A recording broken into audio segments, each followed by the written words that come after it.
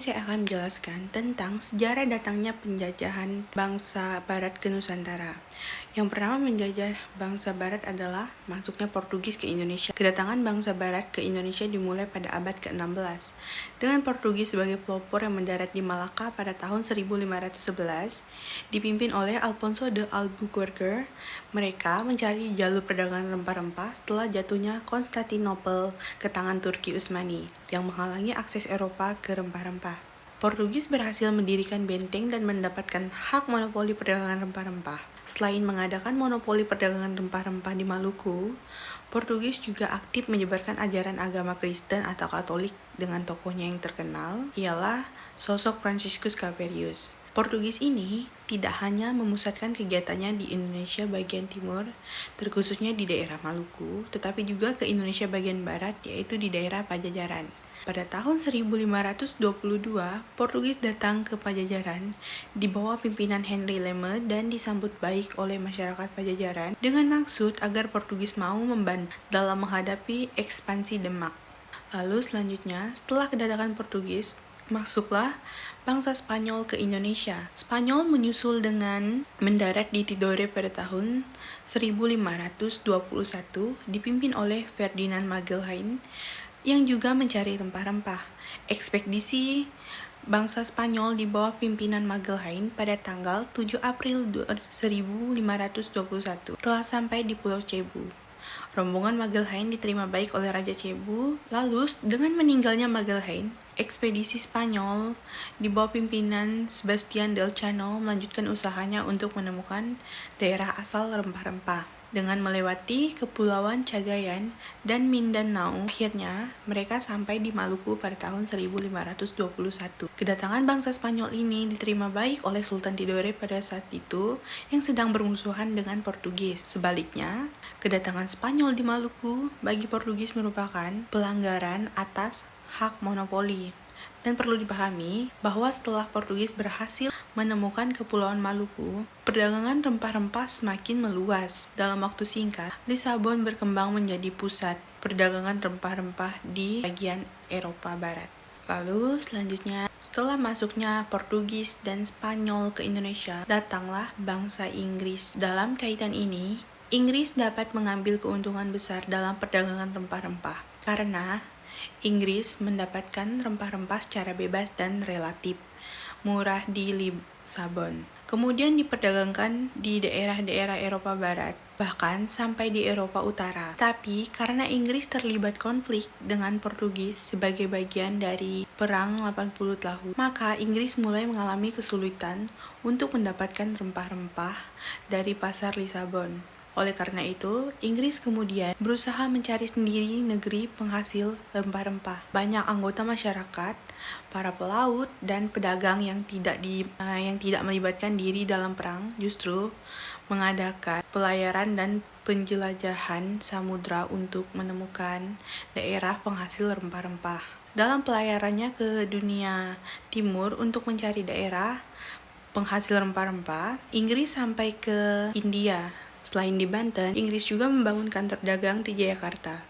Inggris datang ke Indonesia pada akhir abad ke-16 dengan ekspedisi pertama dipimpin oleh Francis Drake dan Thomas Cavendish. Inggris telah mendirikan banyak kantor dagang di daerah Indonesia seperti di Goa, Makassar, dan Aceh. Tapi dengan sikapnya yang sombong dan otoriter, masyarakat Indonesia tidak menyukai pedagang-pedagang Inggris.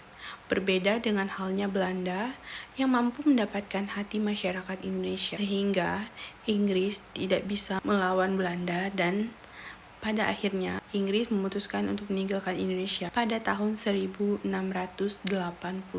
Lalu, setelah Inggris meninggalkan Indonesia, bangsa Belanda masuk ke Indonesia. Sebelum datang ke Indonesia, para pedagang Belanda membeli rempah-rempah di Lisabon, yaitu di ibu kota Portugis. Pada waktu itu, Belanda masih berada di bawah penjajahan Spanyol. Mulai dari tahun 1585, Belanda tidak lagi mengambil rempah-rempah dari Lisabon karena Portugis dikuasai oleh Spanyol. Dengan putusnya hubungan perdagangan rempah-rempah antara Belanda dan Spanyol mendorong bangsa Belanda untuk mengadakan penjelajahan samudra. Pada bulan April di tahun 1596 menjadi penjajah paling lama di Indonesia. Mereka mendirikan di company yaitu atau VOC pada tahun 1602 untuk menguasai perdagangan rempah-rempah dan memonopoli sumber daya alam. Kedatangan bangsa-bangsa ini tidak hanya mengubah peta perdagangan, tetapi juga membawa dampak besar terhadap struktur sosial, budaya, dan politik masyarakat Indonesia. Belanda memulai pelayaran menuju Nusantara dengan 4 buah kapal di bawah pimpinan Cornelis de Houtman. Dalam pelayarannya menuju ke Indonesia ke timur, Belanda menempuh rute pantai barat Afrika, lalu Tanjung Harapan, kemudian Samudra Hindia, lalu ke Selat Sunda dan Banten. Pada saat itu, Banten berada di bawah pemerintahan Maulana Muhammad, yaitu pada tahun 1580 sampai dengan tahun 1605.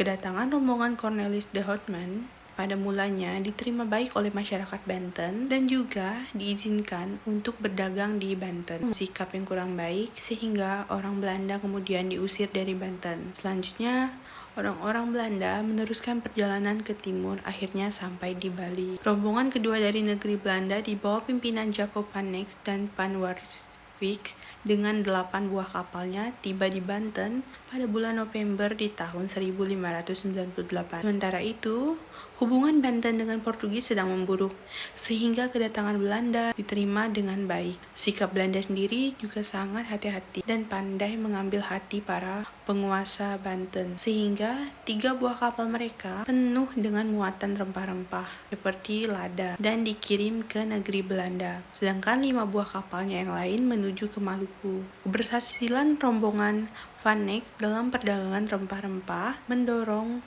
orang-orang Belanda yang lain untuk datang ke Indonesia. Akibatnya, terjadi persaingan di antara pedagang-pedagang Belanda itu sendiri. Berikut adalah beberapa bentuk perlawanannya, di antaranya yaitu yang pertama, perlawanan bersenjata. Masyarakat melawan penjajahan melalui perang terbuka seperti Perang Diponegoro pada tahun 1825 sampai 1830 dipimpin oleh Pangeran Diponegoro di Jawa. Perang Aceh pada tahun 1873 sampai 1904 dipimpin oleh tokoh seperti Cut Nyakdien dan Tengku Umar. Pemberontakan Banjar pada tahun 1859 sampai tahun 1863 dipimpin oleh Pangeran Antasari. Lalu yang kedua adalah perlawanan non-kekerasan, meliputi gerakan sosial dan politik seperti gerakan Kartini, memperjuangkan emansipasi perempuan dan pendidikan, organisasi pergerakan nasional seperti Budi Utomo dan Serikat Islam yang berjuang melalui jalur politik. Lalu yang ketiga adalah taktik gerilya, menggunakan taktik gerilya untuk melawan penjajah, memanfaatkan medan yang menguntungkan. Dampak dari bentuk-bentuk perlawanan masyarakat Indonesia terhadap penjajah mencakup berbagai aspek yang signifikan. Yang pertama adalah kesadaran nasional. Penjajahan menyebabkan meningkatnya kesadaran akan kebebasan dan martabat bangsa, memicu semangat perlawanan di kalangan rakyat. Dan yang kedua adalah pertumbuhan gerakan nasionalis. Perlawanan terhadap penjajah juga melahirkan gerakan nasionalis yang dipimpin oleh tokoh-tokoh seperti Soekarno dan Muhammad Hatta yang berjuang melalui jalur politik, sosial, dan budaya untuk mencapai kemerdekaan. Dan yang ketiga adalah perubahan sosial dan budaya. Perlawanan seringkali berfokus pada pemertahanan identitas budaya dan agama dari upaya asimilasi penjajah. Yang keempat, taktik perlawanan. Masyarakat menggunakan taktik gerilya dan perang hitam untuk melawan penjajah, memanfaatkan medan yang menguntungkan bagi mereka. Lalu, dampak ekonomi. Penjajahan yang menyebabkan penderitaan ekonomi, tetapi juga memicu perlawanan yang mengarah pada perubahan struktur ekonomi di kemudian hari. Dan warisan yang ditinggal oleh penjajah bangsa barat di Indonesia. Kolonialisme di Indonesia meninggalkan dampak positif, yaitu adalah yang pertama, pembangunan infrastruktur. Kolonialisme membawa pembangunan infrastruktur seperti jalan, jembatan, pelabuhan, dan sistem transportasi yang mempermudah mobilitas dan perdagangan. Lalu yang kedua, pendidikan. Munculnya sistem pendidikan modern yang memberikan akses kepada sebagian masyarakat untuk belajar, membaca dan menulis meskipun terbatas pada elit. Lalu yang ketiga, pengenalan teknologi baru. Teknologi pertanian dan industri diperkenalkan meningkatkan produktivitas di beberapa sektor. Dan yang keempat adalah pembentukan batas wilayah. Kolonialisme membentuk batas-batas wilayah administratif yang menjadi dasar negara Indonesia modern. Dan dampak negatif yang ditinggalkan oleh penjajahan bangsa barat adalah yang pertama, eksploitasi sumber daya alam, yang kedua penindasan budaya, dan yang ketiga ketidakadilan sosial, lalu yang keempat adalah pecahnya persatuan. Baik, sekian video pembelajaran dari saya. Terima kasih. Wassalamualaikum warahmatullahi wabarakatuh.